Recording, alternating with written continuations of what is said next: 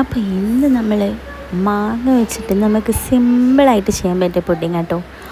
മടിയുള്ളവർക്കൊക്കെ പറ്റിയ പുഡിങ്ങാണേ. എന്നെപ്പോലത്തെ മടിയന്മാരുണ്ടെങ്കിൽ കണ്ടോക്കി, എന്നിട്ട് നിങ്ങളൊന്ന് ഉണ്ടാക്കി നോക്കി.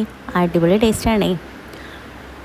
നമ്മുടെ വീട്ടിലുള്ള ഇൻഗ്രീഡിയൻസ് വെച്ച് വളരെ ചുരുങ്ങിയ ചിലവിൽ നമുക്ക് പെട്ടെന്ന് ഉണ്ടാക്കിയെടുക്കാൻ പറ്റിയ സിമ്പിളായിട്ടുള്ള റെസിപ്പി കേട്ടോ. അപ്പോൾ അതിനായിട്ട് നമ്മൾ മാങ്ങ ചെറുതാക്കി കട്ട് ചെയ്ത് ഒരു മിക്സിയുടെ ജാറിലേക്ക് ഇടാം.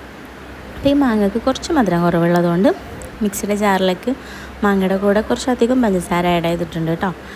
അപ്പോൾ മാംഗോയുടെ പൾപ്പ് റെഡിയാക്കാൻ വേണ്ടിയിട്ടാണിത്. നമ്മൾ മാംഗോ പൾപ്പ് റെഡിയാക്കാം. മിക്സിയുടെ ജാറിൽ ഒന്ന് ബ്ലെൻഡ് ചെയ്തിട്ട് നമുക്ക് മാംഗോ പൾപ്പ് റെഡി ആയിട്ട് കിട്ടും. പിന്നെ നമുക്കിതിലേക്ക് ആവശ്യമായിട്ടുള്ള സാധനം ഒരു പാക്കറ്റ് പാലാണ്. ഒരു പാക്കറ്റ് പാലൊന്ന് തിളപ്പിക്കാൻ വേണ്ടി അടുപ്പത്ത് വെക്കാം. അതിൽ നിന്ന് കുറച്ച് പാൽ മാറ്റി വെക്കണം കേട്ടോ. ഒന്ന് കോൺഫ്ലവറിൽ മിക്സ് ചെയ്യാൻ വേണ്ടിയിട്ടാണ് കേട്ടോ തിളപ്പിക്കുന്നതിന് മുന്നേ. അപ്പോൾ ഒരു 1-2 ടേബിൾ സ്പൂൺ കോൺഫ്ലവർ എടുത്തിട്ട് കുറച്ച് പാലൂടെ ആഡ് ചെയ്തിട്ട് ഒന്ന് മിക്സ് ചെയ്ത് കൊടുക്കാം.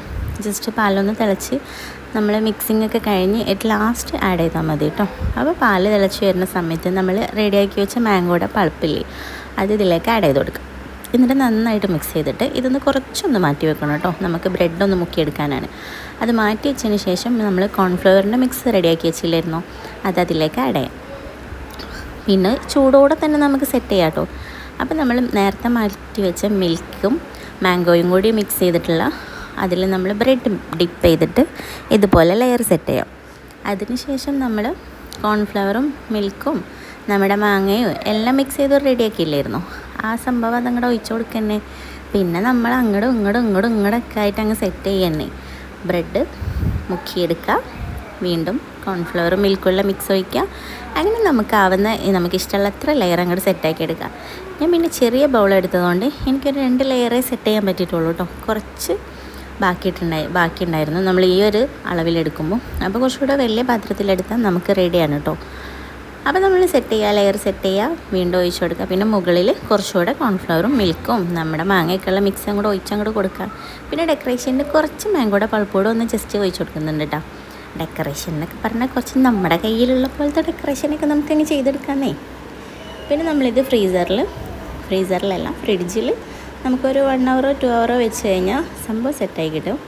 അപ്പോൾ നമ്മൾ മാംഗോയുടെ പൾപ്പ് ലാസ്റ്റ് ഒന്ന് ആഡ് ചെയ്ത് കൊടുക്കുക കേട്ടോ. മാംഗോയുടെ പൾപ്പ് ലാസ്റ്റ് ആഡ് ചെയ്തിട്ട് ജസ്റ്റ് നമ്മൾ ഒരു ഡെക്കറേഷൻ ജസ്റ്റ് ഒരു ഭംഗിക്ക് വേണ്ടി ആഡ് ചെയ്യുക. എന്നിട്ട് ഫ്രിഡ്ജിൽ ഒരു 2 മണിക്കൂർ വെച്ചതിന് ശേഷം നമുക്കെടുത്ത് കഴിക്കാം. പക്ഷേ 2 മണിക്കൂറൊന്നും വെയിറ്റ് ചെയ്യാനുള്ള സാവകാശമില്ലാത്തത് കാരണം ഒരു 10-15 മിനിറ്റ് വെച്ചിട്ടുള്ളൂ കേട്ടോ ഫ്രിഡ്ജിൽ. പക്ഷേ അപ്പോഴേക്കും സംഭവം സെറ്റായിട്ടുണ്ട്. പക്ഷേ കുറച്ച് സമയം കൂടെ ഫ്രിഡ്ജിൽ വെച്ചാൽ നന്നായിരിക്കും. കുറച്ചുകൂടെ തണുപ്പുണ്ടെങ്കിൽ നല്ല അടിപൊളി ടേസ്റ്റ് ആയിരിക്കും കേട്ടോ. ഇതാക്കണ്ടില്ലേ, ഫ്രിഡ്ജിൽ സെറ്റ് ചെയ്യാൻ സമയം കൊടുക്കാത്തതിൻ്റെ ഒരു സംഭവമാണ് ഈ കാണുന്നത്. നമ്മൾ എടുക്കുമ്പോൾ ഇങ്ങനെ കിട്ടും. കുറച്ചുകൂടെ സെറ്റായി കഴിഞ്ഞാൽ നമുക്ക് നല്ല അടിപൊളിയായിട്ട് തന്നെ എടുക്കാൻ പറ്റും. അപ്പോൾ കുട്ടികൾക്കൊക്കെ നല്ല ഇഷ്ടമായിട്ടോ ഈ സംഭവം. നിങ്ങളെന്താ വീട്ടിൽ ഉണ്ടാക്കി നോക്ക്. സിമ്പിളായിട്ട് നമുക്ക് വീട്ടിലുള്ള ഇൻഗ്രീഡിയൻസ് വെച്ച് ചെയ്യാൻ പറ്റിയ ഒരു അടിപൊളിയായിട്ടല്ലേ. അപ്പോൾ മക്കൾക്കും ഇഷ്ടമാവും, നമുക്കും ഇഷ്ടമാവും. നല്ല ഒരു അടിപൊളി ഐറ്റം. ഇനി നെക്സ്റ്റ് നമുക്ക് ഇതിൻ്റെ വേറൊരു വേഷം കണ്ടാലോ, ബ്രെഡില്ലാതെ മാംഗോ പുഡിങ്. അപ്പോൾ ഇനി ബ്രെഡില്ലെങ്കിൽ വിഷമിക്കേണ്ടടോ, ബ്രെഡില്ലാതെ നമുക്ക് ഉണ്ടാക്കാം.